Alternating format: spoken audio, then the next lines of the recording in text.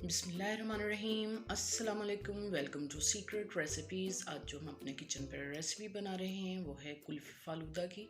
तो बहुत ही मज़ेदार लगती है, तो आप इसको ज़रूर ट्राई कीजिएगा।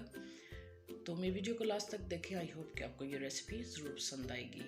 तो चलिए स्टार्ट करते हैं। ये हस्बे ज़रूरत हमने रूह अफ़ज़ा लिया है और 10 से 12 अदद पिस्ता लिया है और 2 टेबल स्पून हमने तुक मलंगा लिया है, 4 टेबल स्पून। और कुल्फ़ी ली है हमने 1 कप। और ये बॉयल सवैयाँ, पास्ता सवैयाँ जैसे पास्ता बॉयल करते हैं इसी तरह से ये कलर वाली ली हैं। और क्रश बर्फ़ ली है हमने। और ये हमने सर्विंग ग्लासेस लिए हैं, उसके अंदर हम डालते हैं बर्फ़ को क्रश की हुई। आपने अच्छी तरह से इसको क्रश कर लेना है। तो अब इसके अंदर हम 2 टेबल स्पून हम रूह अफ़ज़ा का या जामे शीरी जो भी आपको फ्लेवर पसंद हो आप इसमें डाल लें।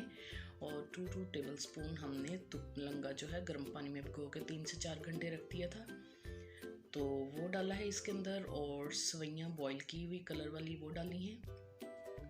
अब हम इसके अंदर कुल्फ़ी ऐड करेंगे। आप कोई भी आइसक्रीम भी ऐड कर सकते हैं, लेकिन मैंने ये जो कुल्फ़ी ऐड की है उसका मैं लिंक आपको डिस्क्रिप्शन में दे दूँगी। होममेड है, कुल्फ़ा भी यूज़ कर सकते हैं आप।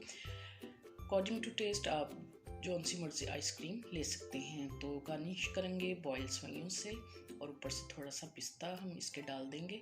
तो बहुत ही खूबसूरत देखने में भी लग रहा है और खाने में भी बहुत ही मज़ेदार है। तो आपने इसको ज़रूर ट्राई करना है। तो इफ्तारी के बाद ठंडा ठंडा फ़लूदा बहुत ही मज़ेदार लगता है। समर भी है।